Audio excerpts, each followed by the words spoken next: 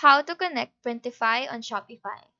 So go ahead and open your browser, go to shopify.com, and in the bottom part of the side tab, click on the arrow beside the app. Below the search bar, click on recommended apps, then go to Shopify App Store. In the search bar, type in Printify. After this, select the green background one. You can have a preview of the page when you click on the View Demo Store. So after checking this out, click on Add App. After adding the app, you will be directed to this page.